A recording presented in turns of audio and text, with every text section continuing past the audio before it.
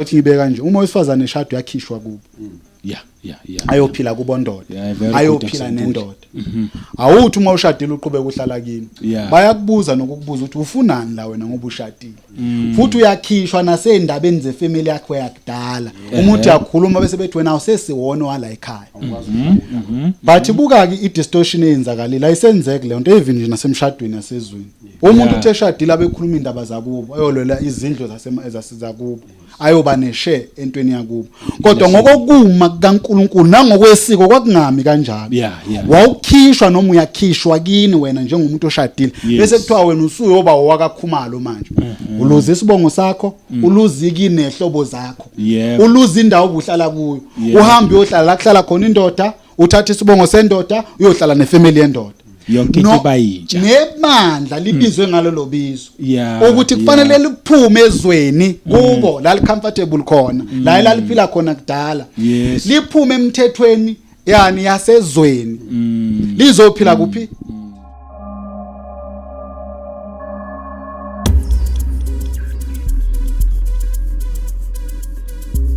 Welcome once again kwi-Quarter2 Media. Igama lami ngumduduzi ngwakashabangu. Siphinde sibonge leli thuba lokuthi sihlangane.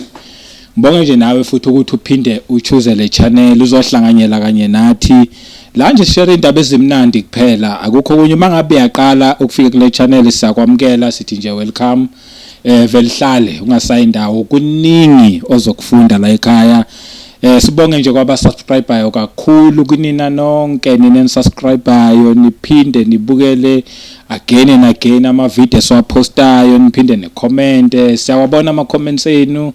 si respond futhi siyabonga nje kakhulu nama likes konke enikwenzayo ukuparticipate kule channel njengenjwayelo ke angedwa na today nginabafundisi abala ekhaya lapha abalike today ngizobabiza ngabafundisi bathi last ungasibize ngabafundisi usibize ngamagama nje ubhala amagama ethu cha abafundisi today ngicela ukuyijika yonke lento from today ngizonibiza ngabafundisi ngoba vele ngabafundisi noma ngasashongo ke lama titles lawa yabona lawa hayi kodwa nje ningabafundisi even noma sengibhala ubhala ngithi umfundisi Phelelani Khumalo umfundisi Siphiwe Ntanda but ayisiqale kuwe baba Ntanda siyabonga today ufikile once again siyakugcoba ukuthi wena ungomunye wala ekhaya siyabonga kakhulu ngibashibango yes nababukeli ekhaya ngikuthule egameni lika Jesu amen sibonge baba Khumalo umfundisi Phelelani Khumalo abaningi sebeyamazi asibonga kakhulu ngibingelele nje ababukeli nabalaleli emakhaya sibonga futhi baba uShabangu ukuthi usimeme futhi again sizohlanganyela lapha egameni lika Jesu Kristu. Bengingacela nje ukuthi hayi ungayifaki eyobufundisi uqhubeke nje nawo amagama ngoba ukufundisa lokhu umsebenzi akusititle bengithi ngilanda ngiyabona ngale layman ukuthi nje hayi siyabona nje hayi kulungile konke sesiyokuzwa amen khona uqinisile ngiyazi ukuthi i-title kahle ibelonga lapha kwi-fivefold njengobusho nje but ke okay akunankingi konke kulungile sihlangene futhi once again today ngiyazi babukeli bahlezi kube yibo kuhlala kuyiba abaprepareile ake ngilethe kubona ngingamoshi isikhathi ngoba mangabe ukuthi sasingenile kule message isikhathi sivele nje sigijime ngenye indlela sibe sincane kanti hey nani nisuke nifuna ukubona nizwe imessage angidedele kunina siyabonga kakhulu uba Mntanda unginikile ilungelo lokuthi ngiqale le ndaba enxehloko yes so ngizoqala ngiveze nje nesihloko bese siyakhuluma ngodaba ihloko nje sanamhlanje sithi impilo yebandla impilo yebandla life of the church okay isaqhubeka khona endabeni yesikolo sokufundiswa esikusona esabizelwa kuso sibizwa inkosi yamakhosi ethi hambani nenze izizwe zonke abafundi bami okholwayo babhadiswe nibafundise ukugcina konke enginiyale ngakho. So mawusungenile ke kulesikolo lesi uyafundiswa kodwa ufundiselwa nje ukuthi ube neinformation ekhanda. Ufundiselwa ukuthi kube nepertinentize yempilo iphilayo. Lezi funde ezilethwayo zilethelwa kuba zikhona ukukusiza endleleni ophila ngayo. So izwi nje likaNkulunkulu lapha encwadini yaMaroma mhlawumbe silibheke masishane aMaroma 12 ngizoyifundela nje bazalwane ngoba isikhathi ngeke ngibone idla kakhulu mangabe uzocela umuntu umzalana afunde bese uthatha imic. Romans 12 ngathi nje emnandi kakhulu le ithi ukuhamba okungcwele ngasizwa nje isihloko sakhona sithi ukuhamba okungcwele. So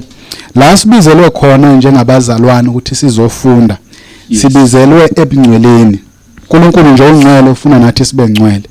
Akwazi ukuthi singayibandla noma singathi siyafunda kuKristu Jesu singakhuluma ngobungcwele. Okuyinkinga ke namhlanje khona kumabandla amaningi noma kubantu abaningi abantu bakholwa kuJesu. Ake sifunde sizothi thini. Ingakho ngimncenga abazalwane ngobubele bukaNkulunkulu ukuba ninikele imizimba yenu ibe ngomnikelo ophilileyo ongcwele othandeka kuNkulunkulu. Kube ngokukhonza kwenu kokuqonda utube sethi ningalingisi lelizwe kodwa niguqule isimo ngokwenziwa ibentsha ingqondo yenu ukuze nibe nokuhlolisisa okuyintando kaNkulunkulu okuhle nokuthandekayo nokupheleleyo. Buyele emva kancane lapha kwani ithi uMpostoli Paul wasincenga ukuthi masinikele imizimba yethu ibe ngumnikelo ophilileyo. Umzalwane uyabizwa kuba azofundiswa. Ekufundisweni kwakhe ezinye zezinto esifundiswa zona, ezinye zezinto esinxuswa kuzo ukuthi kumele sizenze ukuthi sinikele imizimba yethu. Yinto le edingakalayo kumzalwane ukuthi umzalwane uyanikela ngomzimba wakhe. uNkulunkulu akafuni inhliziyo kuphela. uNkulunkulu ufuna umzimba kula ezophila khona emzimbeni womuntu. Uthi lithi izwi kaNkulunkulu makube lokhu masinikele imizimba yethu ibe ngomnikelo ophilileyo ongcwele othandeka kuNkulunkulu. Ubizo lolumzalwane nomzalwane abizwa ngalo ukuthi mayeza ezala enkosini afundiswe lento ukuthi umzimba uyawunikela. Ukunikela umzimba ke kuyingxenye yempilo yebandla noma lo muntu okholwayo kuJesu Kristu. Mozofundiswa ngithi uzofundiswa ukukholwa. Ezinye zezinto lezofundiswa zona kulesikolo ukuthi umzimba wakho kakusesiwo wakho uyawuthatha unikele enkosini wena njengomzalwane. Hayi lento abazalwana abathi unikela ngenhliziyo uNkulunkulu ufuna inhliziyo. Kulesikolo lesi noma empilweni yobuzalwane umzalwane uyabizwa ekutheni umzimba wakho uyawunikela ngoba umzimba womzalwane lithi izwi kaNkulunkulu umzimba womzalwane uyithempeli likaNkulunkulu ophilayo. Yila uNkulunkulu ehlala khona. So uyawudinga uNkulunkulu ukuthi masunikele. Uzathi mayikhuluma uMpostoli Paul encwadini yabaseKorinte besibili athi munye wabafela bonke. Wabafela bonke abaphilayo kuba bonke abaphila bangabasaziphilela bona. Kodwa baphilele yena owabafela wabuya wavuka. So isimemo lesokuthi uma ufika kule sikolo noma kule ndawo yokukholwa uba libandla. Yilezi izinto ezilindeleke kuwe njengomzalwane ezingxenye yempilo yakho. Number 2 angabe ngifuna ungena emabushabana. Hayi qhubeka. Number 2 lithi ningalingisi leli lizwe. So enye yezinto lezo umzalwana abizelwe kuzona ukuthi manje ke usungenile ekukholweni into elendela kuwena ezoba ingxenye yempilo yakho njengengxenye yebandla akusafanele wenza izinto ezenziwa yizwe. Uma izwe liphuza lidakwa, uma izwe lifeba, ima izwe linamanga, ima izwe zonke lezi zinto ithi izwi kaNkulunkulu wena awusalingisi lezi zinto ezenziwa yizwe. Why? Because usukhishiwe ezweni wasufakwa embusweni omunye kumbuso wani kaNkulunkulu oyini oyibandla likaNkulunkulu. Ngicela ukuba nje lapho ngoba bengenza introduction ubaba lokhunjani azoqhubeka ngizobe sengibuya nengxenye engilungisile. Mashoba ubumuhle impela uhambe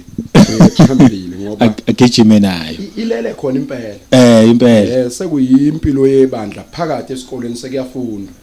ukuthi leli bandla likhonza kanjani uyabona nje le ncwadi afika nayo umfundisi icacile isokubala ithi ngakho ngiyanincenga bazalwane akuncengwa abantu la ncengwa abazalwane bodwa nakho ke so kuyahlukaniswa izwe lilodwa abazalwane babodwa uthi abazalwane ngiyanincenga bazalwane kusho abantu asebezelwe yebo kabusha siyobalanda bazokwenziwa sebezelwe manje kuthiwa nje wasebezelwe ngiyanincenga ke bazalwane ukuthi nikelani imizimba njoba senila sekumele nilike lana ke masufikile unikela ngomzimba wakho ngoba umzimba uphelela unamehlo unekhanda uneindlebe kunezandla kunenyawo lento inkosi ezoyidinga lezi zinto inkosi izoyidinga ingakho ukuthi ngingasho ukuthi ngiyancenga khumalo nikelani inhliziyo zenu kuthiwa nikelani imizimba ngoba yonke into emzimbeni izodingeka la ekhaya empilweni yebandla yabona njengoba izodingeka sekufanele manje nincengweke ukuthi nikelani yona ke imizimba yabona ke uthi ke mayeqhubeka khona la ifunde khona mashubani ngobubele bukaNkulunkulu kuba ninikele imizimba yini ibe ngumnikelo ophilileyo ongcwele yabo manje lemizimba izokwenza umnikelo manje awuzuba umnikelo nje kodwa kuzoba umnikelo ongcwele ngoba uNkulunkulu ungcwele nento uNkulunkulu afuna ize kuye kumele ibe ngcwele so izokwenziwa akazali umuntu engcwele akazala kuzokwenziwa into engcwele la kulomzimba lo kade uthengwa amadoda ngaphandle kodwa la uzokwenziwa kube into engcwele izokwenziwa akazalwa engcwele kuyenziwa manje kuzokwenziwa ukuthi njengoba usuyinikela ukuthi imizimba yenziwe umnikelo ongcwele abesethi kube ngokukhonza kwenu kokuqonda ngoba lokunikela ukuthi imizimba sikhonza ngakho kukhonza kokuqonda ukuthi ezulwini uNkulunkulu ukhonzwa ngalendlela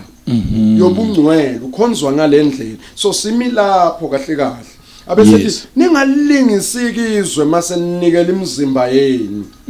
shothi ngalesikhathi ninikela imizimba nizophuma ezweni nizongalingisizwe nina hayi ukuthi lizothuthizwe bazalwane hayi ukuthi izwe lizohamba uyazi kunenkolo engiyithanda yama-Muslim bayahlukanisa mabekhonza amadoda awodwa abafazi babodwa ngoba basaba ukubabona ngoba mabebona abantu besifazane kusho ukuthi ikhona into eyonakalayo la kubo kodwa la kulesi sikolo sikhonza nabesifazane ngoba into ezokwenza ukuthi ningalingisike lelizwe kulelizwe kuyaphathaphathwana kulelizwe kwenziwa noma yini kodwa nina nizukulingisa lelizwe yazi ukuthi into ebhlungu uNkulunkulu ayenzile akasho ukuthi mase bephendukele bahamba abantu bayezulwini bazohlala la kodwa bangalilingisi lelizwe kodwa iguqulwe isimo sokwenziwa ibentsha ingqondo yenu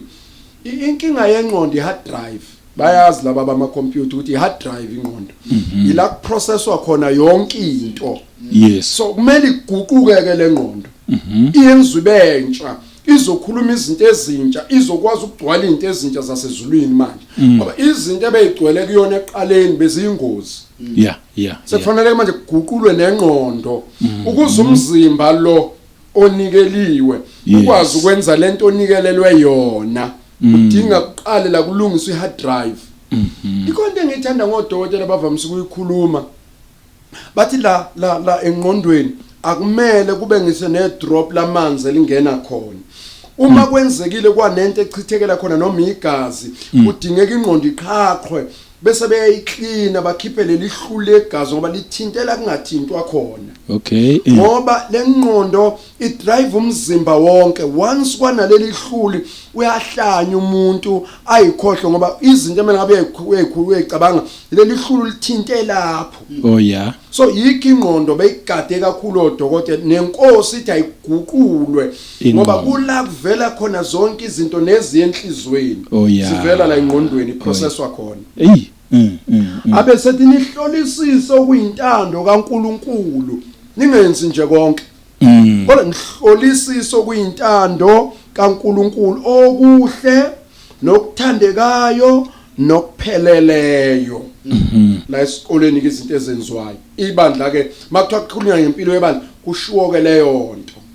ukuthi iyaqala ke impilo yasebandleni mase kuqale lezi zinto oh yes yabona manje waseyiqalileke into ezokwenzeka ke masihamba la endleleni njoba sesinikelile ngithi ngemzimba yes asinayeke umuntu osiquestiona ngomzimba la akekho umuntu osiquestiona ngomzimba ukuthi ngingaqoka ngithi usunikele okay into onikele ngayo awubuye uyilanda futhi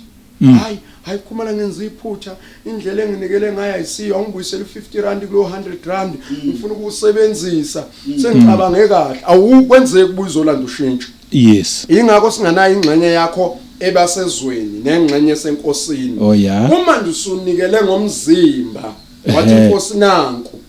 into esizokwenzeka ke manje uzokwenza umnikelo ongcwele siyawukhanda manje ube umnikelo ongcwele ukuthi inkosi mayibuka ibone yona kuwo yes ibone kuwo yikho ukukhonza kwethu kungafani nokokusonta oh yes asinalo usuku likaNkuluNkulu yikho singaligcinisa abathathini ngoba sinalo usuku likaNkuluNkulu singaba kaNkuluNkulu singabantwana every day ebusuku nasemini umuntu ngqoqotha nje kwakhumala eminyango uthi ayibongwe mashobana akabuza imbuzo vaneza ukuthi abasekhaya la yes labi laba bala ekhaya lapha sekunqonqotha abantu bala ekhaya yizwa ngolimo lwala ekhaya yes so noma kufika uNkulunkulu noba umoya ingcwele ebusuku bekhuluma nawe ngishulele ebuthongweni abanayo enye language ngoba waziwa ngalento noma ulela uhona yikho mawuvuka ekseni uthi hey bazalwane ngibonisa imanga ngilele kwakhuluma umuntu wasezulwini wathi ngoba lento ayenzeki ngesonto lento ikithulele ikithi emgwaqweni nombikelo lomuntu bethi abantu bebele hey cha uthi ukuthula bafowethu niphilile kodwa ilanguage yakithi yes ngoba umzimba masunikele uyenziwa manje seqala ukwenziwa lo mzimba ke manje ngoba unikelile kuguqulwa ingqondo uma kade uBrajo ufika la ekhaya siyakushintsha ube ubaba uma kade uSteven uSteves lapha endleleni sakuguqula ube uSteven ube uSteven manje umfana ungasabe uStevovo ungabe uStevovo manje sikubuyisela kulento yabazali sakheke manje umuntu owaziwe ezulwini ukuthi uSteven igama lakhe siyakubuyisela neage futhi siyayilungisa ukuthi awuyena ubaba winsizwa senzela ukuthi khona uzoganwa njengoba silungisa ingqondo nje sithi uStevovo ngoba uStevovo into engasubhuti engasubaba engasumalume engalutho kahle iumjida wasestradini manje masiyilungisa ke ingqondo sikubuyisela emumva ke manje uzoba umfana khona uzobheka odade la endlini ubheke maqondana nokuganwa sobhekela amaqondo nokugana ngoba usuyayiqonda njengoba ingqondo iguqula ukuthi angisiyo ubaba ngoba uStevovo akekho ubaba akekho ubhuti akekho ingane uStevovo ufana nesitabani into eyodwa noStevovo noBra James noBra Joe into efana nezitabani ngoba ayina gender umthetho wayo ayina age ayifithi ndawo uba yinto nje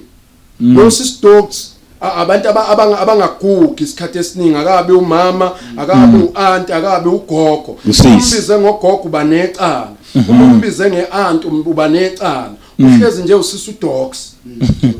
njalo isidogs ngoba akakhuli umthetho wakhona manje masesiguqula ingqondo ke siyilungisa uyaqala maye maphakathi kwabantu ethi ngugogo uDoris maye umama uDoris umama uDoris caca makusisi Doris usisi Doris akasabe usisi uDogs ngoba sesiguqula ingqondo manje ngoba umzimba usunikelwe sekumele caca ukuthi inhlobo nomzimba lethwele lo muntu ugogo nomusisi lapho so ake ngime lapho bazalwane kodwa nje sesingene ngaphakathi empilweni yebandla injalo lezingane siyahlukanisa yikhuzwa sithi abantu abasha laba sithi omama laba oanti laba ogogo laba khona odadewethu laba abazalele ekhaya bazibakhula bangashadwa umuntu sesibalungisela babona abantu abasha mayeqala ethi nje 40 50 sesiyambonda ikhona akusumuntu omusha usiso omdala yikho noma ebingelele ethi ngumashabalala mina bazalwane ngibonga uJesu ukuthi ivangeli langithola sengizele sithole intombi ebanjwe ngesikhathi siyodoba inhlanzi sibuye nosiso sewu-anti la yes asekona umuntu omusha noma sibehlukanisa sibanika iklasi kahle labo sihlonipha lenkonzo ukuthi akuseyona intombi encane indala nobhuti abaqinile sibuye nabo Sparks mase befika la endlini uyaqala ngisho ekhuluma ethi hey ngushabalala isibongo ngubhuti omdala wakashabalala sekuyacaka ukuthi ubhuti uThulana wakashabalala usemdala inkosi imbuthe lapha siyoqoqa segxotshwe yizwe sekuyakhenikwa kuyalungiswa manje kubuyiselwe endaweni right. Hayi isifundo esihle lesi ngiyasithanda ngoba ezikhathini eziningi sijwayele ingathi injumayelo sesigcwele kakhulu ilezi ezithi kusindiswa umoya kusindiswa ngaphakathi bese abazalwane bavele bangabi nandaba nomzimba like umzimba bawukhohliwe nje ngoba uNkulunkulu ufuna umoya ufuna inhliziyo inkinga yokungafundiseki njengoba nje babu Ntandisa yisho ngendaba yesikolo futhi sisaqhubeka kuyo leyo ihamba isuke kungafundisekini ukuthi lowo muntu osuke ekhuluma kanjalo usuke engekho kulesi sikolo noma engafundiswanga ngendlela kulesikolo sikhumbule bazalwane ukuthi umzalwane uma ebizwa ubizelwe ekutheni azoba sesilinganisweni sika Jesu la sibizelwe khona ukuthi sizoba sesilinganisweni sika Jesu sizofana futhi no Jesu so now uJesu Kristu lo akazange anikele umoya futhi uJesu azange anikele inhliziyo kodwa uJesu Kristu wanikela umzimba enindaba ethi lapha ikhona ke noma sikhuluma ngebandla ukuthi sikhuluma ngani so now kunezinto ezibalwayo la ekufanele ukuthi abazalwane njengoba uNtandisa eseyilokho seyishilo bahambe bayi underline noma bayi highlight awungeni empilweni yebandla uma usalingisizwe awungeni futhi ayiguqu ngoba uma ungabe usalingisa izwe kusho ukuthi usafana nomuntu one hard drive esaphethe izinto ezicorrupt esagcwele izinto kumele ukuthi lezi zinto ochithwe zikhishwe iclean hard drive yenze ukuthi khona lento bathi factory ban factory ya resetter so kubuyele lapha ekuqaleni ube empty box so that kuzo download izinto ezintsha ke this time around so but lento iqala kuphi iqala ekutheni uze nomnikelo owumzimba wakho ngoba manje usuzongena komunye umbuso usuzongena kwenye impilo le mpilo impilo emayelana noNkulunkulu ubunikele ezweni ngokuthi wenza izinto zasezweni ngomzimba wakho besinikele ezweni ngobufebe sinikele ezweni ngokuntshontsha ngamanga selithi izwi kaNkulunkulu usuphumile kuleya mpilo manje wathumukela uNkulunkulu sekumele uzonikela kuNkulunkulu ngawo lo mzimba so manje ngifuna ukuthi bakuzwe abazalwane bakwazi futhi awungeni empilweni yebandla esikhuluma ngayo umzimba wakho ungazange wanikela ngawo kuNkulunkulu ngoba umzimba uNkulunkulu awufunayo ngoba naye uma ezokuza uNkulunkulu wanikela kithi ngowakho umzimba phela sinikeliwe naye into esiba yiyo thina njengebandla siba yiyo ngezathu ukuthi umzimba wakho uNkulunkulu okuKristu uyiyo noma sengijula kakhulu uzaba kahle so sinikela ngomzimba ngoba uNkulunkulu wanikela ngomzimba so sizohlangana ke manje nento uJesu Kristu ayiyo yayibona indaba so akekho umuntu ozongena kule mpilo yokuphila impilo yebandla kuKristu engazange waguqulile kunjani ingqondo yakhe uma esalingisa izwe then uma usalingisa izwe ingqondo yakhe ingaguqulwanga nako kwenzakalayo lithi izwi kaNkulunkulu ingalingisi leli lizwe kodwa niguqule isimo ngokwenza ibentsha ingqondo yenu ukuze nibe nokuhlolisisa okuyintando kaNkulunkulu so uma usalingisa izwe uzokwazi kanjani ukuhlolisisa izinto ezikaNkulunkulu engasizi kaNkulunkulu ngoba usaphila ngazi into zezo akwazi ayiguqukanga ingqondo phela okusezweni usakubona kuse right uma izwe ligqoka icephe libuza ukuthi what's wrong with this cephe nawe usabuza kunye nalo what's wrong with this cephe ngoba awunikelile lento isibuyisele emuva abazali bakudala bathi uma ngigqoka mina sengikhuluma nje ngabomama ngoba abamadoda abanayo inkinga yokugqoka yabona manje sigqoke ngathi thina seqalile manje sigqoka manje impela eqalayo impela kodwa nje esikhathini esingengenayo yeah yabona nisiqoke saphelele sazivale nala thina ngoba sinankinga yes inkinga ingali so bathi mebefaka zaka abantu besimamba kudala bathi ngangithi noma ngiqoke esibukweni umoya ongcwele kakhulu nawo ukhiyeke okay yabezwa bathi bathi umoya ongcwele kakhulu ngoba umoya ongcwele wayekhulumela into yakhe yebo lo mzimba ozogqokiswa bekuyinto yakhe enikwelwe yilomzalwane so uma uzoyiqhokisa umoya ongcwele ekutshela ukuthi ke okwami ngeke kokwami ufake kanje yes ngani na inqondo yakhe yayisiguquliwe uma ezokwenza into kulomzimba besazi kahle ukuthi inkosi lo mzimba kusuwami bese yambuza umoya ngabe moya kufanele yini ukuthi lento engigqokayo noma engimbathisa lo mzimba mungimbatha umbathela noma usunikele umzimba kuyena uyena osezokutshela kulawula ukuthi kulo mzimba kugqokwa ini ayisenzeki ke leyo nto why abazalwane abasanikeli ngemizimba yabo uthi umzimba wami umzimba wami uNkulunkulu akafuni umzimba ufuna yini ufuna inhliziyo eneke manje okubuhlungu ngaleyo nto akusiyo impilo yebandla le impilo yebandla ungena kuyo ngokuthi unikele umzimba so impilo yebandla yona iyini impilo yebandla inguKristu ngoba ibandla umzimba kaJesu okay so the what you call them the lifeblood the lifeblood yebandla umoya ongcwele yes yebo but mhlawumbe ke sithi ukuhlehla kancane ke sichaze ibandla sithi babanzi ngoba baba untando uzongena mase uyichaza impilo elokhunjana ebandla ngifuna sithi ukuhlehla kancane sithole ibandla ukuthi ibandla lini sesayikhuluma lento la babu uShabanga indaba yebandla siye lapha nje kuGenesis oh yes kuthi sikuthole kahle ibandla kuthi ngizofunda nje amavesi ngiweqa Genesis 2:7 sizwe Genesis 2:7 uthi ithi zikaNkulunkulu uJehova wambumba umuntu ngomhlabathi wamphefumulela emakhaleni akhe umoya wokuphila kanjalo umuntu waba umphefumulo ophilayo there is a reason why ngiqala kule ncwadi la kwakhiwa Adam Adam uyabunjwa mayesebunjiwe Adam uphefumulelwa ngomphefumulo yaphila mawuqhubeka nale ncwadi siyabona uAdam wayeyedwa ensimini unika umyalo yedwa mayeseqedwa kunika umyalo lapha ku18 lithi izwi likaNkulunkulu ekunane sihloko sithi ukudala kwesifazane lithi uJehova uNkulunkulu wathi akukuhle kuba umuntu ahlale yedwa ngiza kumenzela ubani umsizo njengani na ngifuna si-underline lamagama owesifazane ipurpose yokwenziwa kwakhe wayenzelwe indoda ayikho impurpose umuntu wesifazane emhlabeni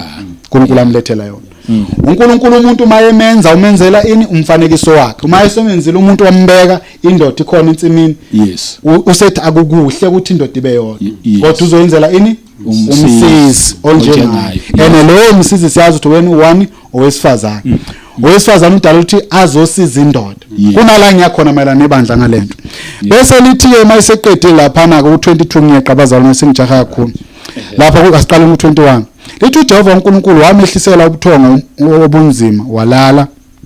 wamehlisela umuntu ubuthongo obunzima walala wayesethatha olunye lwezimbambo zakhe wavala indawo 22 uthi uJehova uNkulunkulu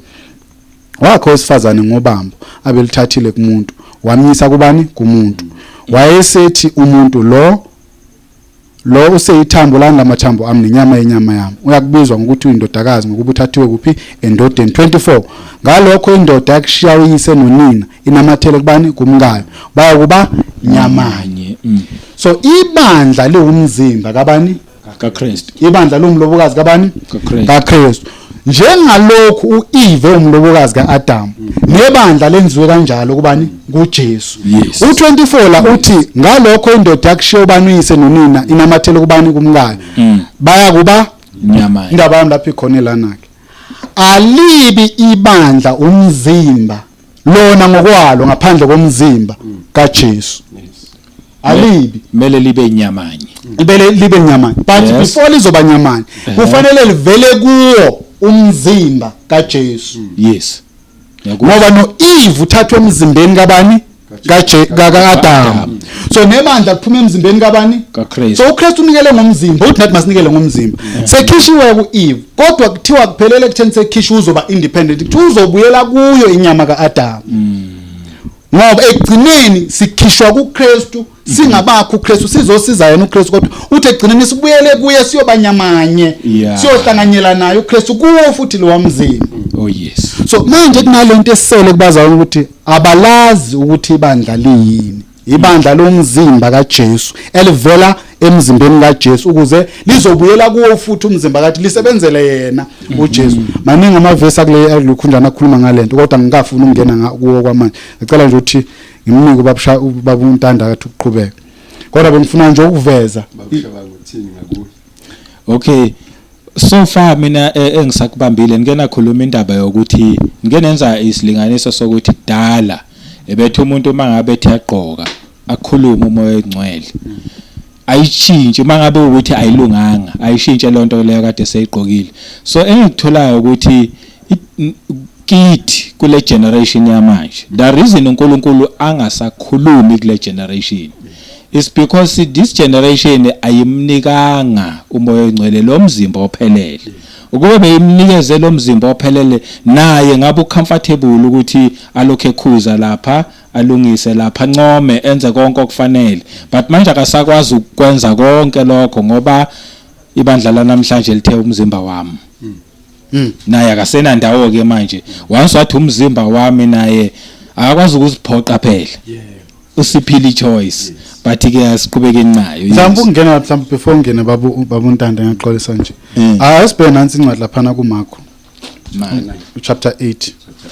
Lithi wayesebiza isiqoku nabafundi bakhe wathi uma umuntu ethanda ukuza emva kwami makazidele athabathe isiphambano sakhe angilandele. Uzu 35 ngokuba yilo nalo othanda ukusindisa ukuphila kwakhe uyakulahlekelwa yikho kepha olahlekelwa ngokuphila kwakhe ngenxa yami nangenxa yegama lami uyakukusindisa. So ukhiye kulento le show uJesu Kristu la ukuthi umuntu mayethanda ukulandela uJesu Kristu uyazidela. Yes. Shothi konke lokho ungathini Thatha umzimba mningi. Unika konke uJesu Kristu uyazidela. You surrender, you retreat. Ekutheni Nkosi mina nginawo amandla. Wena unawo amandla. Thatha uqobo lwami. Uma owesifazane ezoshada usuke ezonikela ngathi ibe kanje. Uma owesifazane eshada uyakhishwa kubo. Ayophila kubondoda. Ayophila nendoda. Awuthi uma ushadile uqhubeka uhlala kini. Bayakubuza nokukubuza ukuthi ufunani la wena ngoba ushadile. Futhi uyakhishwa nasendabeni zefamily yakho yakudala. Umuntu yakhuluma bese bethi wena usesiwona wala ekhaya. But buka ke idistortion eyenzakalile ayisenzeke le nto even nje nasemshadweni nasezweni. Umuntu utheshadile abekhuluma indaba zakubo ayolwela izindlo zasezakubo. Ayoba neshare entweni yakubo. Kodwa ngokokuma kaNkulunkulu nangokwesiko kwakungami kanjalo. Wawukhishwa noma uyakhishwa kini wena njengomuntu oshadile bese kuthiwa wena usuyoba owakakhumalo manje. Uluza isibongo sakho, uluza ikini nehlobo zakho. Uluza indawo obuhlala kuyo. Uhambe uyohlala la kuhlala khona indoda, uthatha isibongo sendoda uyohlala nefamily yendoda. Yonke into bayintsha nebandla libizwe ngalo lobizo ukuthi kufanele liphume ezweni kubo la comfortable khona la laliphila khona kudala liphume emthethweni yani yasezweni lizophila kuphi emthethweni kaNkulunkulu lizophila ngomthetho wendoda yalo lizohlala ezweni la kuphi yendoda ngoba lithi zikaNkulunkulu phela thina phila kwethu kule ezulwini siphile nendoda yethu kuphi semhlabeni kodwa sisezulwini ngani ngomoya okay yebo ngaqhubeka ngifuna ukuthi asayenzi lentando yakulelizwe sesenza thina intando yasekhaya sesihamba sesigijima manje ngentando yasekhaya shothi konke kwakulelizwe yebo sikhona sikulo kodwa fanele sikushiye fanele sikushiye yebo uma ngathi angibuyele nje kancane kuBabukhumalo la mayekhuluma ngoAdam kulethu Eva kuyena exactly ke yilento esenziwa yona masilethwa kuJesu mabephuma koshumayela abantu abashubuyayo babuya nathi basilethe kule ndoda le ndoda esilethwe kuye sifike sinika umnyalo wakhona sizinalutho thina kuzathina nje lento yokuguqula indlela esiyiyona siyifunda la eganeni ngoba umuntu ozogana uyatshela ukuthi emakoti la ekhaya umuntu akalifaka ibhulukwe la ekhaya amakoti umuntu akahambe kushaya u7 la ekhaya amakoti umuntu akenzi into ayithandayo isibongo sakulomuzo sithi ayidliwe inyama yengulube ingenxa yesibongo hayi ngoba ingulube sinenkinga nayo ayibagulisi nabo bani bayayidla nabo bani kodwa inkinga isibongo leso ganele kusona abantu abaganele kulomndeni abakwenza ukuthi ungafica kudliwa ingobe lapha kudliwa inyama yangaphakathi ungamdlisi umntwana wala ekhaya ngoba uzombulala akayidli leyo nto ngoba la ekhaya idliwa impilo nje ebandla injalo kahle thina uma ungabheka kahle wena Shabangu siyakuthanda ukuqonywa nalabo ezidlula ngemoto bengiyibona intombi zinhle umthetho wazo hayi ukuthi sezaphela ezilokho ikhona namhlanje sibhedlela ezinhle futhi ebandleni ziyadeliver seza namanje zinhle yes inkinga umthetho wala ekhaya uthi one wife one man siyabona khona ziyathathwa izithembu nalapha futhi asibasola kukho wrong isikolo salabe khona noma umthetho webandla labe khona kodwa lele la Jesu yabona nje ngiyalithanda lika Muhammad ibandla ngiyathanda Nkosi yami ukulenganisa ngiyalithanda lihle ibandla elihle lithi uma uba afford abafazi ababili ungakwazi ukubagqokisa nabathathu nabahlanu bathengele imoto ngokufana bonke bakhela imizi efanayo bazalisa izingane nga2 angabone izingane ezintathu yeah ngoba uyaba afford umthetho kaMuhammad unjalo kodwa lele lakhabo Jesu ibandla noma bangaba baningi abafazi ebandleni bashode ngamadoda awukwazi kwenza lutho yes ngoba umthetho wakhona mina njengemvelo yami asikisi nemvelo yami nje ngiyamthanda umuntu esifazana ongathwali ngiyabusiseka mayese kaminwele zehlala ngiyathanda kuba kuhle ukuthi osolola inhlizweni yami ngiyamthanda umuntu esifazana ofaka ingubo embambayo imkhipha amakhevu ungiphatha kahle mina nje mangathiwa emadodeni ngithanda umuntu esifazana ngoba noma ngimlandela ngemuva ngiyathanda la phakathi kwamathango ukubuka lapha makushake izinqa ngiyathanda kodwa inkinga yala ekhaya indlela yokugqoka ithi akangawuvezi umzimba ngoba la asibukisi ngomzimba yiko noma siganani ngezinqa la ekhaya asiganani ngobuso ukuthi ubusheleleze ebusweni kuba ibhansela nje masasithwa muhle umfazi kabani lithi iBhayibheli uma umuntu ethola into enhle uthola umfazi kuJehova akamtholi emahipsini la ekhaya umfazi ebandleni akamtholi ngoba enezitho yes hayi la ekhaya makuthiwa umuntu uthola umfazi umthola kuJehova uJehova mayemnika la ekhaya akamnika umfazi onamahips umnika umfazi bese mbhansela ke ngobuhle yes noma ngambhansela ngako noma ngokufunda akuganwana ngoba ufundile impilo yebandla yikho lekha uthola ukuthi umthetho ethiningi lethu thina abazana sisangena sikho right siyenzeka sithatha udokotela simshadise nesecurity usibone kahle nawe usibone kahle abantu abekho right emakhanda indlela esenza ngayo iyakudida nawe ukuthi singalanda umntwana wo chief inspector kwa education somshadisa nomuntu osebenza eShoprite ubona umthetho ethi ingqondo yethu ayikho right ingoba isiguquliwe yiki ngekho right ingoba iyaguqulwa masiganani ngemali siganana ngomthetho wala ekhaya umthetho wala ekhaya uyifaka imali phakathi umthetho wala ekhaya ufaka ubuyelo boni mawuganano awabala amasudana nawo la ekhaya kubala umnyalo ukuthi ama-Israyeli aganana wodwa yes iyona nje siyenzayo yes uma ke thinta ukuthi solethwa ulethwa ade wayevelethwe endodeni yithi labo asinayo into esifika nayo ade wayevazanga afike nalutho kaDama amtshela ukuthi yazini so tshali isihlahla esisha sama-apula la uyezwa sesodla wona the day uEve qale watshela uAdam ilanga abaxoshwa ngalo ilanga abaxoshwa ngalo zange baphinde basale bahlala ensimini eseyidini kodwa nalokho bafaka indlela ngoba sekukhona umthetho omusha la ofikile ofika nesifika namthwalo silethe umthetho waso la ngoba akazi umuntu uma efika emzini womuntu afike nomthetho ufika ngene emthethweni wakhona so ke ngete day beqalo kwabo wabafaka indlela bathi izwayo umoya ingcwele lo okhuluma ngayo ukuthi bebethi mabegqoka akukhulume ingoba bebefika ekhabo umoya ingcwele kwakho umoya ingcwele ukhulumela kwakho umoya ingcwele akakhulumela emzini abantu yikho ngenandaba umoya ingcwele ungayikhanda indlela la ushaya ngomshini ushumayela ngabe bikho kodwa umoya ingcwele ngoba inkinga akakwazi ukukhuluma emzini abantu ukhuluma la ekhaya umoya ingcwele so abantu abangahlala ekhaya akwazi ukubakhuza ngoba kusiba la ekhaya ukhuza on labantu bala ekhaya yes ngisho amadoda akawakhulumisa amadoda angasiwa la ekhaya ukhulumisa wala ekhaya ngoba awala ibandleni yebo futhi amadoda la ibandleni wonke noma ungawafica eAmerica noma ungaya eNew York noma ungaya eEgypt noma ungeze South Africa wonke amakontinent amadoda asebandleni yiwo wodwa angakaza ashaya abafazi yiwo wodwa ondla abafazi bawo ngendlela ekhululekile engacomplainisi yes mina ngishawa sebandleni angisho athi angisho athi ngishawa sebandleni amadoda yebo iwona nezingane zamantombazane ezingakaze ilalwe boyise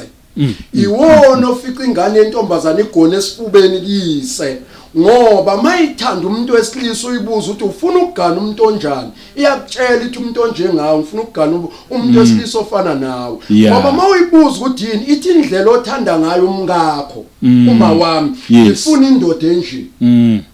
ngoba lamadoda iguquliwe ingqondo yawo maqondana nabesifazane bayaqonda ukuthi abasizi laba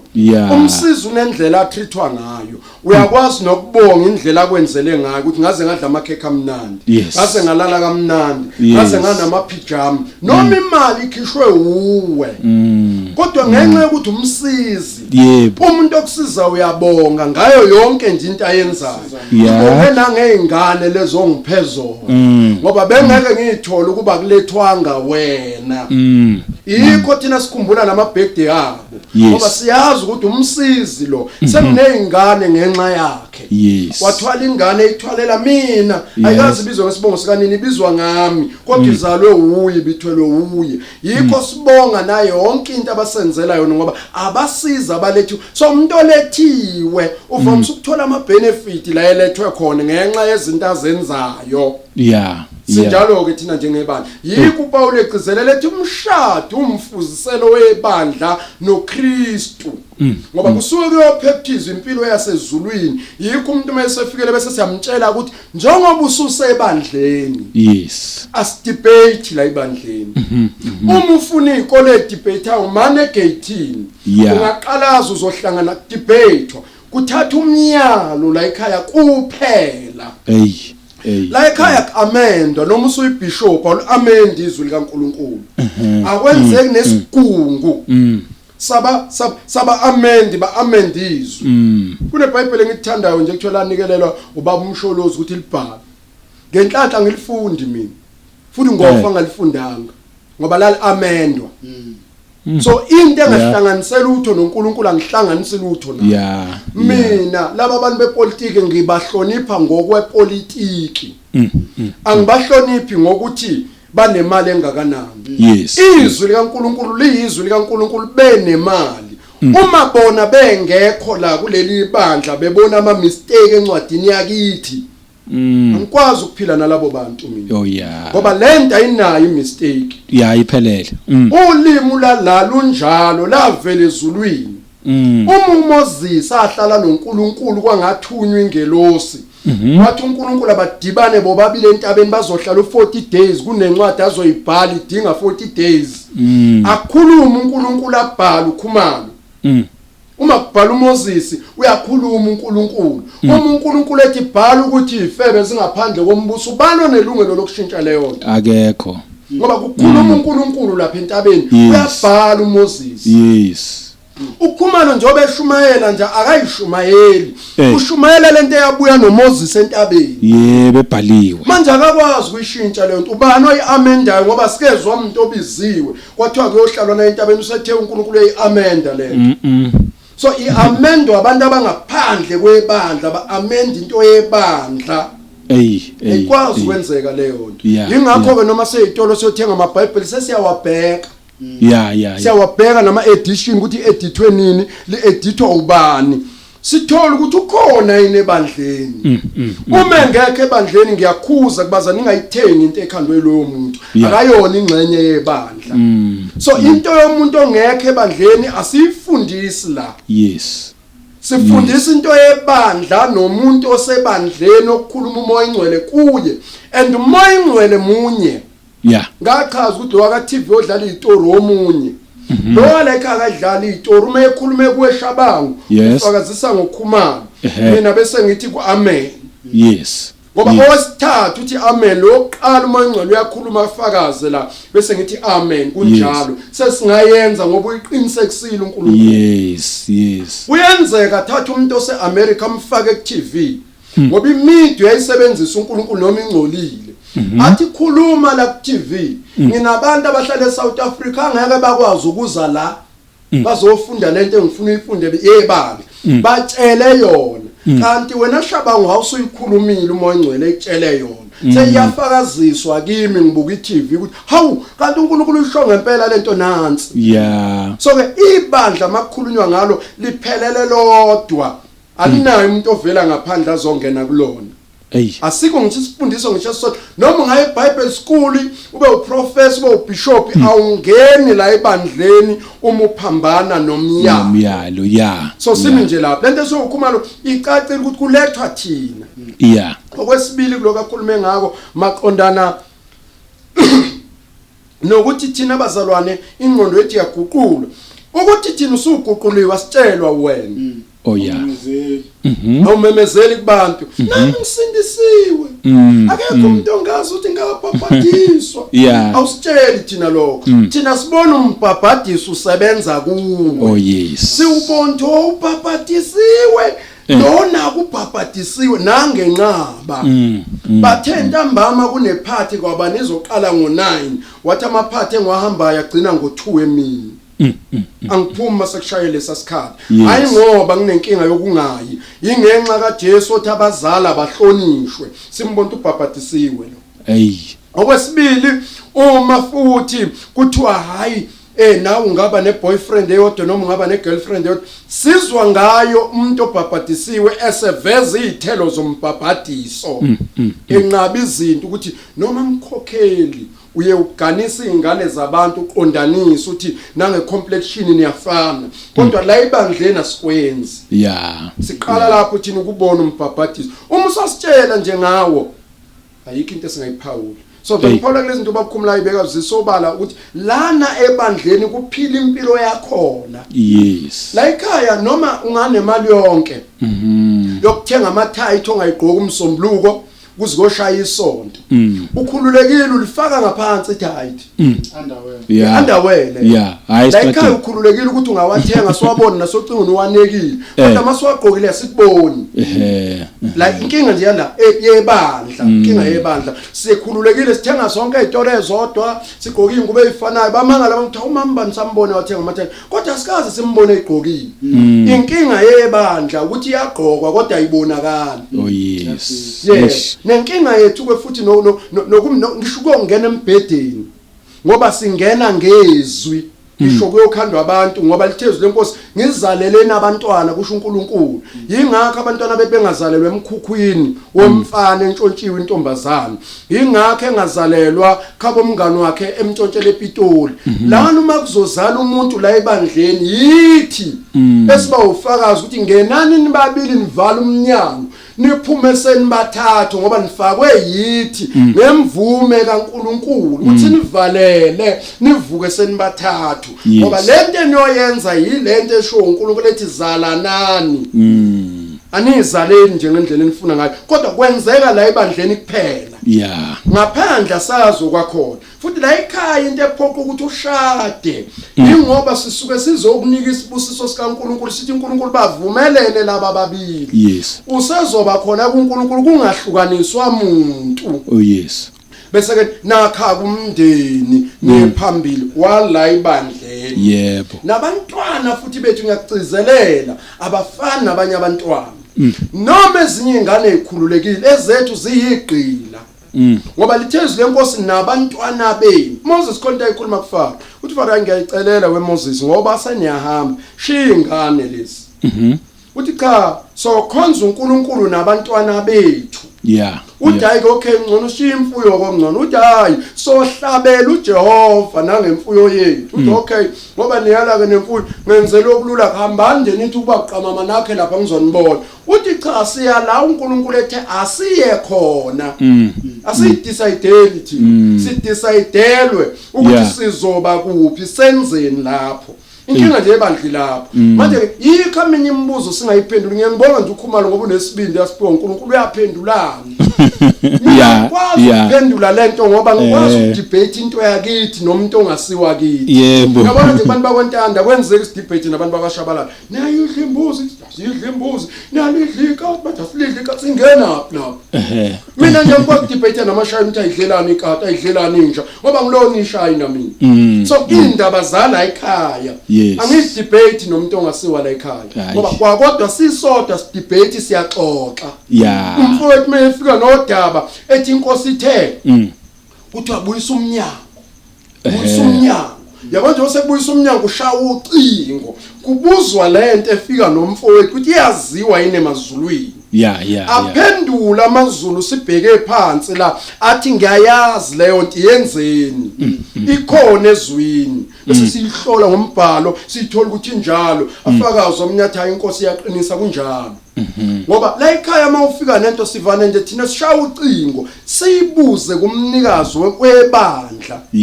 siyibuze eBible school so lokho bazalwane nje indaba yami phela lapho ukuthi ngeqiniso lento bakhuluma iyona lena ngeshoyo impela abashawo ukuthi bebe sizomoya ingcwele ingoba akahambe emzini yabantu uma ungabona esontweni engekho umoya ingcwele uma ungakhathazeki lo muntu uzama athi mina ngithi kuleli bandla lami manje kulele la khabo Jesu akudebate hayi yikho abantu abaningi bamangala baze basibuze bathi hawu nina nilawula isonto kumala umdala kangaka lawula isonto utshela umuntu esonto ukuthi mina wenzeni emzini wakho inkinga abazi ukuthi thina sakhela uNkulunkulu sizalela uNkulunkulu siphilela uNkulunkulu senzela uNkulunkulu yonke into esenza manje makuvela enkosini kuyasiphoqa ukuthi sikwenze nenze iexample enhle kakhulu eyokuthi owesimame ushiya isibongo sakubo ahambe ayothatha isibongo esisha akukhohlwe yikho konke kwasekhaya ayobhekana nalesi sibongo esisha enze okwakulesa sibongo imistake uma ngabe esekulesi sibongo alande wangaphandla kulethe la then iqala ingxabano yilokho okwenzwa yibandla ke manje so mhlawumbe umunye angabuza kumbuzo ukuthi eyibazalwane ngiyayizwa lento aneyishoyo iyayenza sense ekodwa inzima ngenze yini kuba inzima lento kuyenza umbuzo wakho onhlukana nabi lodwa noba umntando uzongena phendula ake sifunde ngalivisi I think ayiphendula ngoba ila isala khona ke manje abasekholos la isala khona indaba kakhulu number 1 nje Jesu Kristu azange asho kuzobalula wanesikwazi lazanti kuzobalula thesithukwa ngenxa igama lakhe wathi sozingelwa ngenxa igama then usitshela ubunzima ukuthi vele kuzolewa nathi ingelele yakha na indaba futhi into efunakalayo legolide lelakho lesitsha sobumba so liyafuneka so kubalula ngeke kube lula kodwa noma kunzima kunjalo kodwa kuyenzeka kufanele sikunderline ukuthi yebo emzimini lapho kodwa kuyenzeka uthi Jesu Kristu mayikhuluma uthi ngithi phikelelani ningene ngesango enjani elincinyane bese ethi ngoba indlela ibanzi nesango linjani likhulu elisa kuphe kubhiseni bese kodwa indlela enjani inzima futhi isango lincinyane indlela incingo nesango lincinyane elisa kuphi ephileni so azange asho ukuthi kuzobalula kodwa uyakwenza kwenzeke kuyenzeka ake siqale mhlawumbe ngaleli verse labaseKolose ngizobuya sengihlanganisa ngoba kukhona likusho lithi ukunaka kwaphezulu chapter 3 1 ugcina ku4 ukunaka kwaphezulu ngakho uma navuswa kanye noKristu funani kwaphezulu lapho ekhona uKristu ehlezi ngakwesokunene sikaNkulunkulu ngicela nje mhlawumbe ukhamba ngamavesi ithi uma navuswa kanye noKristu funani kwaphezulu so ukhiye wala ukuvuswa naye akekho umuntu oyongena empilweni yebandla engavuswanga noKristu akwazi ukuvuswa noKristu ungafanga naye akekho umuntu oyongena empilweni yebandla engafanga noKristu ufana uKristu uthatha umzimba wakho uthatha unikele kuKristu ubulawe kunye naye ngathi umzimba wethu thina senjani inyama sayibethela so kunama qualifications afaka umuntu kulempilo yebandla awuvela ungena ukuthi uthi nami njengoba besho bamntanda namba zalo ngiyakhumbula ngaphapadiswa ngamukela ujenje inkosi baningi bayasho kodwa kuyabonakala ukuthi abangenile they are disqualified because the qualifications abazange abanawo abafana noKristu abavukanga noKristu bazokunaka kanjani okwaphezulu ekubeni bengazange bavuka noJesu ngoba phela lithi i-requirement ne-qualification ithi uma navuswa kunye naye nakani okwaphezulu then impilo yaphezulu impilo phela yakubo Jesu impilo kaMoya Ongcwele so sibona abantu benza izinto zasezweni nje kanjena is because azange baze bavuswa noKristu kodwa bayasho bona bathi banjani bathi bavuka naye kuningi bamntanda izinto ayishilo amakhuluma ngamadoda uyabona nje indoda yasensindisweni ayilala amalundi indoda nje yasensindisweni ayilala amalundi yes emsindisweni akujolwana kuyashadwa yimpilo imithetho esithola la mawufika sesilandiwe sekuthiwa umukela uJesu njengenkosi nomsindisi ufika ufundiswe zona lezi zinto ukuthi umuntu wesifazane wala insindisweni akusimbokodo yeANC awusimbokodo la ukhona umuntu u50 akekho u50-50 insindisweni indoda inhloko wesifazane umzimba akasintamo mhlawumbe bathi wesifazane uyintamo awusintamo umzimba meaning the body njengebandla kuJesu uKristu yini uyinhloko ibandla lini umzimba ayikho ke into umzimba ozenzela ningasukanga kwi-computer box enhloko ayikho so the reason why sibona izinto ebandleni esiphambane noKristu is because abantu abasiwa umzimba kaJesu ngoba ubane bebe umzimba kaJesu ngabe uJesu Kristu yena obalawulayo phela umzimba ulawulwa inhloko silapha nje sidecide ngeenhloko zethu besikhuluma nobaba uNtando awukhumalo uyayini angacabanga ngathi angizoke ngibuye wazi wangifonela wangitshela besikhuluma ngani kusebenza ingqondo ukuthi ayakho engizokwenza hayi sengizohamba before umuntu ezosukuma hamba kusebenza ingqondo sukuma hamba so now ibandla lomzimba kabani kaJesu yonke into eliyenza kufanele lilawulwe uJesu but sofika ukuthi ulawula kanjani bese ethi ke number 2 nakani kwaphezulu ninganako okusemhlabeni ngeke ukunako kwaphezulu ungafakwanga empilweni yebandla ungekho emzimbeni ungasumzimba kaKristu ene umzimba kaKristu asizenzeli asizenzeli zoyisho ukuthi uqhamuka kanjani ngifuna ukucheshisa nje bese ithi ku3 ngokuba nafa uyayizwa ke manje siyakuveza ukufa ithi ngokuba nafa ukuphila kwenu kufihliwe noKristu kuphi kuNkulunkulu umzala nemukela uJesu njengenkosi nomsindisi babhadiswa emukela uMoya Ongcwele ukuphila kwakhe babushabangu bamntanda kuyathathwa in a spiritual realm kufihlwe kuJesu Kristu kufihlwe kuNkulunkulu ngoJesu there is why umuzothi uthakatha umzalana akathakatheka kusiyena yilento ayiyo kubani uJesu because umthatha umzalana phela ushaya uJesu bani uvile kuJesu umthatha kanjani uJesu because ufihliwe lapho ufihliwe so umthatha uzoya kanjani kumzalwana ngoba impilo umzalwana kuJesu bana yaqala ingakho begcine bethayela abantu banamanga bathi abasebenzisa imithi bayayisebenzisa bayathakatha lapho basho because izintathu yazenze ebusuka zenzeki ngoba ubona lo muntu ngiyayenza because isikhathi athi uyafika kwakhe afike nje afica umfula ngawazi kodwa baba ngithi ngizemzini womuntu la afica umfula nje angakaza ubona gijima acisha aphuke why is because impilo yakhe ifihliwe wena usothi makushaya wena la ungaboni khona kuphendula uJesu la yena ebona khona zonke izinto so but lapho singena kanjani singena ngokufa noJesu Kristu singena ngokuba kuye yena ngathi mangikhuluma la ngathi asibi yibandla ngeyethu imizimba siba yibandla emzimbeni wakhe lo awu provide so lento yenzeke emzimbeni lithi ukuphila lithi nakani okwaphela ngokuba nafa ukuphila kwenu kufihlwe kuphi noKristu kubani kuNkulunkulu asizufokeke uthi nxa ebonakaliswa uKristu ongokuphila kwenu khona ke nani nakubonakaliswa kanye nani enkazimulweni yayezwe uthini nxa ebonakaliswa uKristu ongokuphila kwethu oyiko uKristu yiko ukuphila kwabazalwane uKristu yes uyiko ukukhuluma nje ukuphila kwebandla impilo yebandla ukhuluma ngoKristu izenzo zabapostoli akusizenzo zabapostoli. Abapostoli abenzanga lutho, abenzanga zenzo. Uma uhamba ufunda incwadi ezenzo, umoya ongcwele esebenza, uKristu esewumoya ephila kubo, esekubo phakathi kwabo. Yeswa uma beza bekhuluma kakhulu ezenzweni, umpostoli Paul uthi umoya ongcwele wathi nangu umoya ongcwele ethi kuFilipi ehamba nangu uNtopia la. Umoya izenzo zikaKristu ekumoya, izenzo zikamoya ongcwele. Umzalwane umuntu okumele aphile ngomoya ongcwele. Sesingena ke kule ndaba ukuthi impilo yebandla yini blood life yayo noma life blood yelokhu impilo yelokhu umoya ongcwele. Hence besine example la yethu umzalwane besibukeni besethu umoya awugqoki kanje.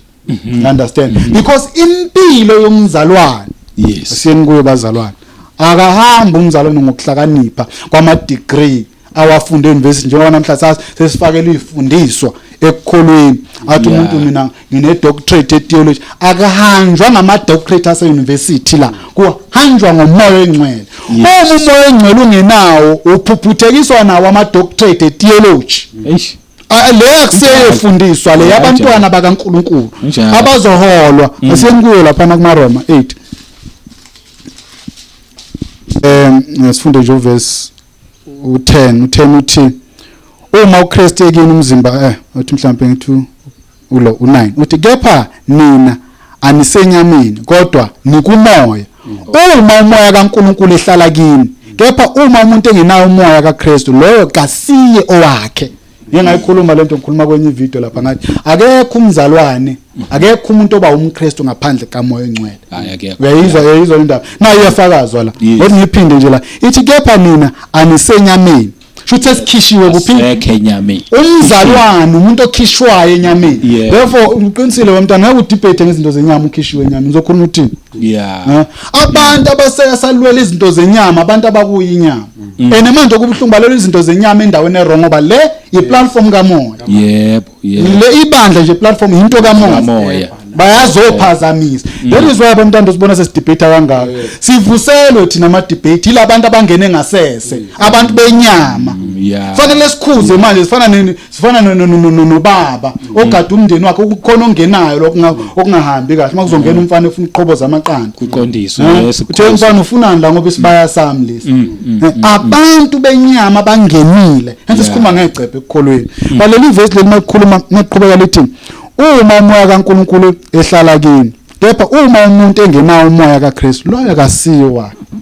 Akekho umuntu oyothuma umzalwane engenawo umoya kaNkulunkulu. But awesiqhubeke nale ncwadi ngoba lapha iyayichaza ngebeningi ngifuna ukweqa lapha ku13 ithi ngokuba uma nihamba ngokwenyama njenjani nizakufa kepha uma nibulala imisebenzi yani yomzimba ngomoya njenjani nizophila. Umsebenzi womzimba wenyama ubulawa ngani? Ngomoya. Yes. Uma umoya engekho umsebenzi womzimba awufi. Ngifuna nje ngo14 uyabuthi ngokuba nayo la ukhiya ngempela u14 bengize ukuthi ngokuba bonke abaholwa ngumoya kaNkulunkulu labo ngabantwana bakabani bakaNkulunkulu abangaholwa imali. Right. Abangaholwa ngama titles eswaba ubushabango ngabe usizwe sikhala ama titles thina abangaholwa ngama titles namhla eSouth Africa inkinga ngama titles odokotela Nkosi umongameli Mshumayeli Mpapatisi Mposto umuntu khona abantu abanama titles awu6 eyedwa futhi ungambuzanga ngale ama titles akasabeli izizwe lithini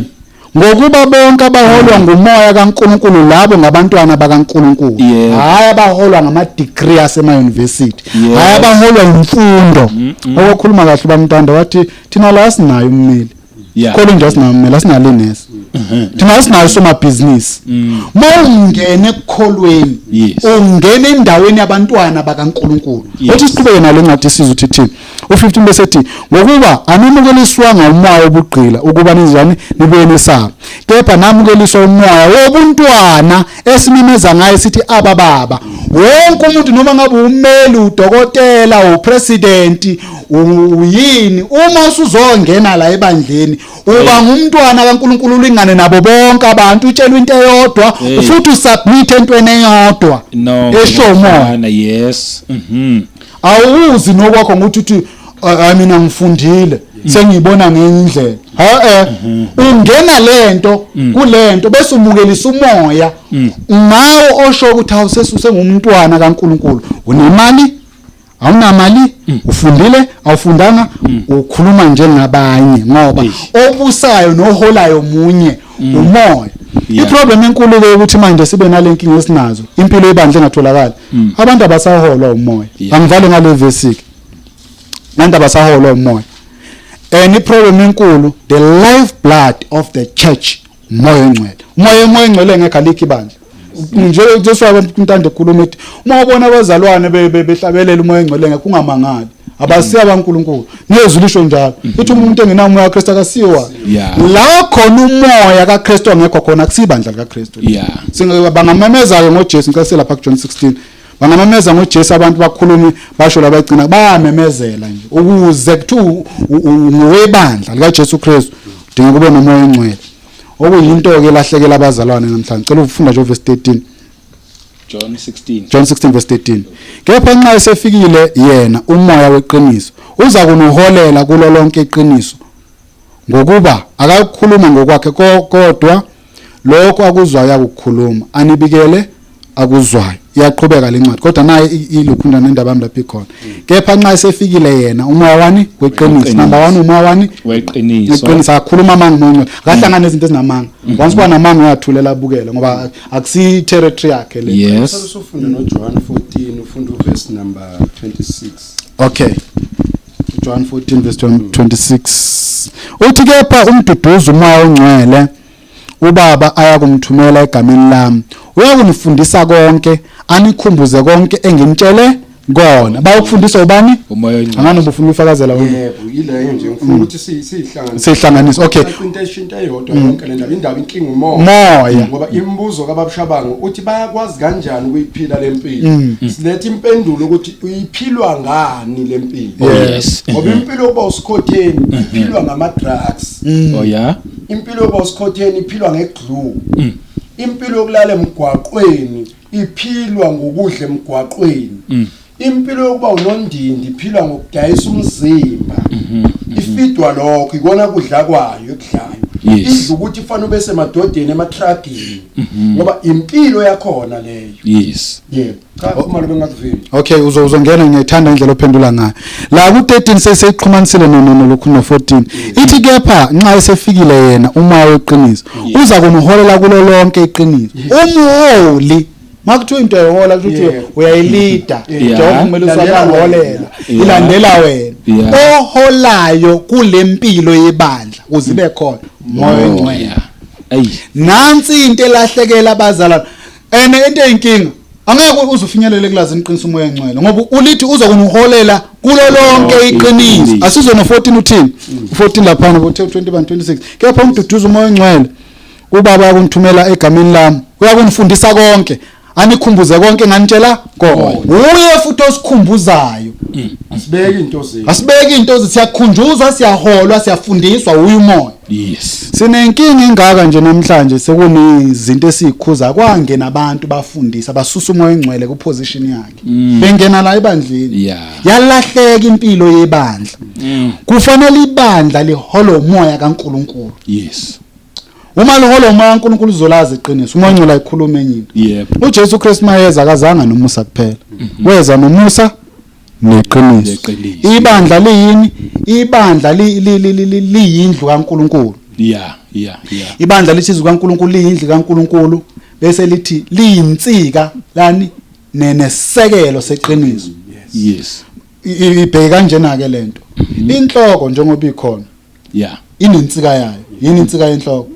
umzimba right angeke inhloko ihambele ngokwayo ukuze inhloko ibe khona kufanele ibe nani nomzimba lithizwe kaNkuluNkulu ibandla liyinsika nesekelo salo iqiniso bani uJesu ngikhuluma nje iqiniso khuluma ngoKristu iqiniso lu-what iqiniso lu-who iqiniso liyizwi likaNkuluNkulu iqiniso linguye uKristu indodana kaNkuluNkulu so ibandla liyisekelo nensika yani yeqiniso so yonke into ibandla eliyenzayo liyenza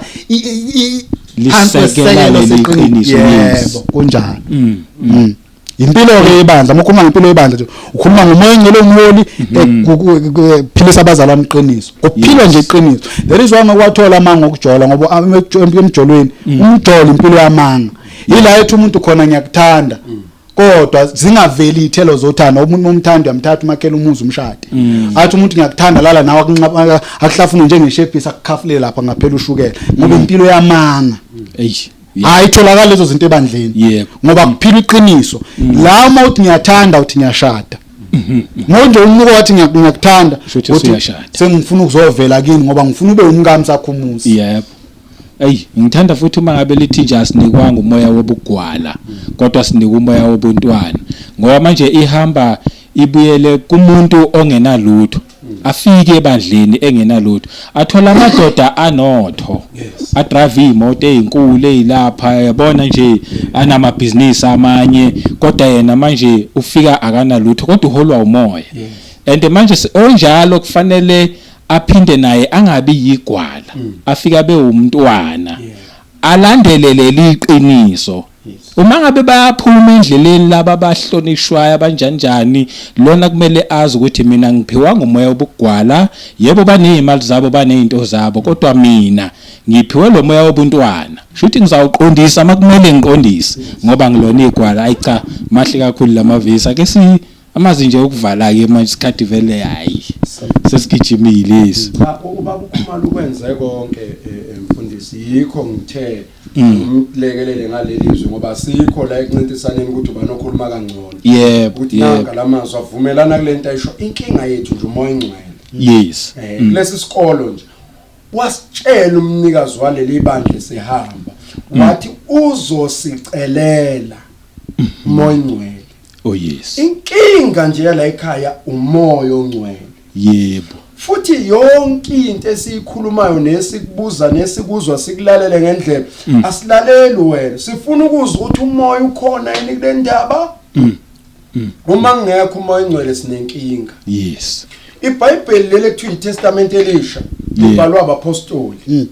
kusebenza umoya ongcwele bebengenalo leli iBhayibheli leli Testament bebe refer kuleli kudala bona lapho kusebenza umoya engcwele ebatshela ukuthi lezi izinto ezakhulunywayo senikuzo nina ukuthi makuthiwa umoya uzothulwa ethu Joel 2 nina nofikela umoya engcwele phakathi kwenu oyonenza kwenzeke imangaliso sesilapho ingakho bona babengasayi ukuyokobheka ukuthi yasenze basebezenza ngoba sekufika isikhathi saleyanto abarefeya kuyo thina njengebandla lamanje sibheka la sibone ukuthi ibandla lahambephi sihambe lapho siqala into entsha yikho kuthiwa sakhelwe phezulu kwesisekelo sabaprofeti nabapostoli uJesu tshele gumbi inhloko yaleli bandla leli sikulu ngoba leluso umoya like abaluso umoya engcwele uluso umoya engcwele munye qedile bakukhuluma lento ekhuluma yabona nje lithi uzonithumelela uma ngabe ngifuna ngiphendule nje lento ukuthi bayakwazi abantu bala ekhaya kuleli bandla ukuhamba bahanjiswa umoya engcwele like isona sikole sodwa okuhlanjulwa kwakuso like mhlawumbe kuzohlawumbe ngisho umfundisi like kuneli bandla mhlawumbe kuzohlawumbe ngisho umfundisi ngokuvuma izono zakhe enzela umoya engcwele ukuthi angaphazamiseki asivuma izono ngoba sifuna uxoxa indaba zethu kubantu asifakaze ngoba senzela abantu basisaba ukuthi abulala lo bantu inkinga ukuthi umoya engcwele uhlala kumuntu oyidalulile Bonke inkinga yakhe nayo uhlala kumuntu oyidalulile sinaleyo mfihlo ke yala ebandleni ukuthi siphila ngaleyo ndlela ungabona ngathi si strong inkinga yithi leyo ufuna ukugcina ngale babushabanga ukuthi impela thina singabefundisi hayi into esicabanga ngathi sabefundisi ngempela futhi njengoba sabefundisi siqonda ngisho inkonzo zethu esi-operatayo abanye amongst us abapostoli kodwa siyibizi ngaleyo nto ngoba lekho uneso hamba eyibiza ngoNestle emgwaqweni siyibizi ngento esiyiyona siyakwazi ukuthi singabapostoli ngokomsebenzi igift ayikwazi ukunika inkinga ukuthi usanganiswe yiyona awukwazi udokotela mama udokotela emgwaqweni echaza nejazi ngabona uhlanya lo so asikwazi ukuyibiza ifo singabhali ngisho emaphepheni sihambe sinamathisela singabapostoli inkonzo ekhuluma kubantu kuze kusho abantu bethi umpostoli usibani bani basi inkonzo ekuwena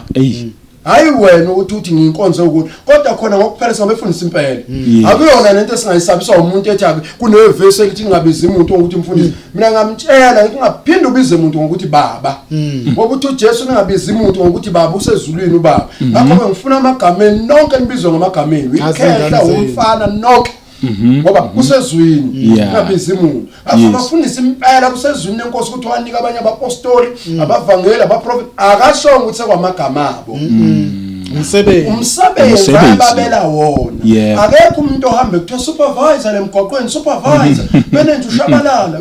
cha CEO bani cha kwazi lokho noma sihlangana ngisho simhloniphe le ndoda ungayithathi kancane ule emsebenzini inkulu sokuhlonipha umsebenzi ahleli kuwayena so sihlonipha inkonzo bese ngicela ngalungu nje ukugcina ngifisa abazalwane bakwazi okunye thina njengathi njengebandla sinamadodakazi la ebandleni asikanselani thina nebandla nezwe enye izinto mina umshado engawuhamba empilweni yami umshado ohlanganisa umuntu okholwayo nomuntu ongakholwa uhambe lo mshado loyo ngoba sihlanganisele utho nezwe thina la ebandleni universal ayikho inhlobo yentombi esingenayo noma ngabe kuJesu uyicelela emhloshana sinayo la ekhaya noma ngabe ufuna indiya la ekhaya sinalo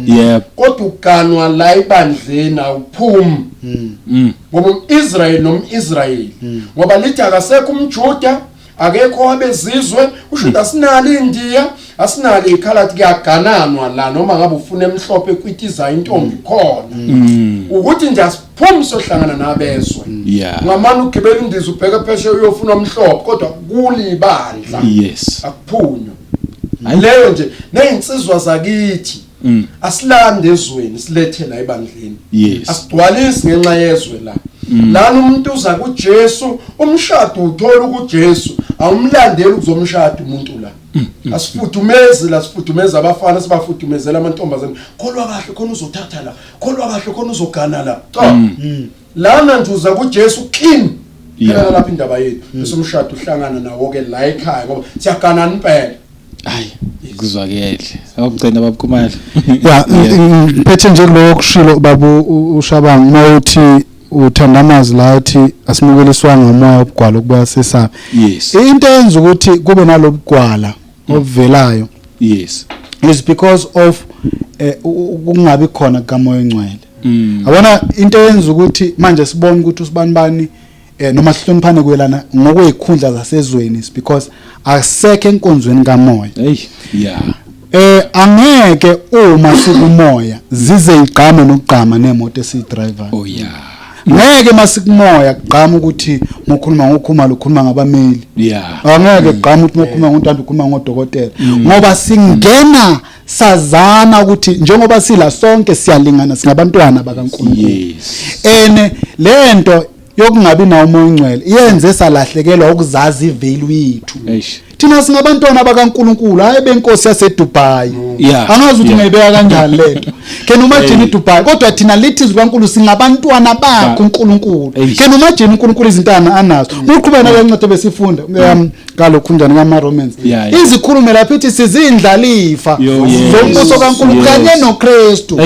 into yenza ukuthi singasayiboni le value manje bese siyaqala sesibheka abantu ngokufunda kwabo ngokwemoto abadriver ngokwamasudu abagqokayo yonke lento is because kulahle kumoya sase sathatha izinto zasezweni ke manje sezakhi sense ivalue yethu siza ngokuthi unani ivalue yethu siza ngokuthi ufunde kangakanani futhi unemali engakanani kanti ivalue omzalwana ayivele ekorokorweni kuyimoto ayivele endlini ohlala kuyo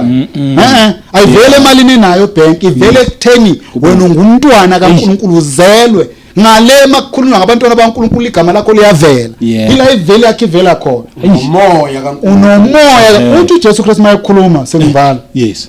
uthi ningayi kuyoshumayela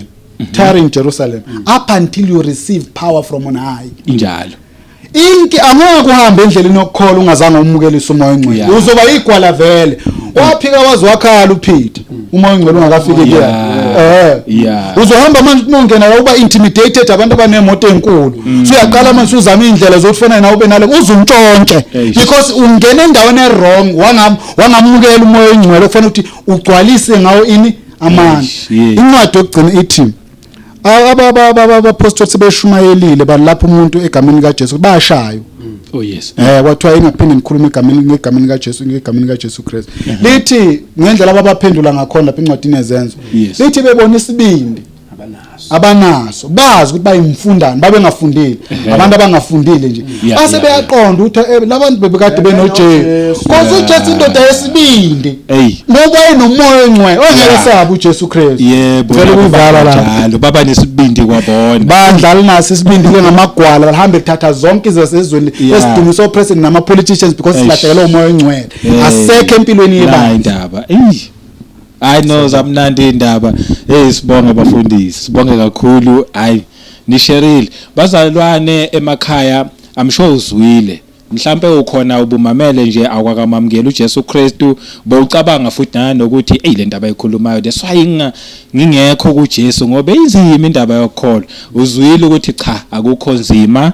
udinga nje kuphela ukuthi mawusufikile uvumela umoya engcwele akuhole and futhi lifundiwe nezwi uyakhuluma abantu abaningi bacabanga umoya engcwele akakhuluma lishilo iBhayibheli lathi uyakhuluma uyophinde futhi asikhumbuze nokunye so ngivala ngalawo mazwi nje ukuthi uma ungakamamukela uJesu Kristu ayikho nzima lendlela yebo inzima kodwa futhi mawusukuye ubunzima bakho uvela ubekezelele nje uvela ungabi nankinga nabo that's why mina ngivele ngithi ayikho nzima ngoba manje mawusukuye uvela ubekezelele yonke into kube mnandi mawamamukela uJesu Kristu mamukele isikhathi sisasekhona igama lami ngumduduzi kwaKashabangu siyabonga nabafundisi asiphinde sihlangane futhi kwivideo elandelayo amen.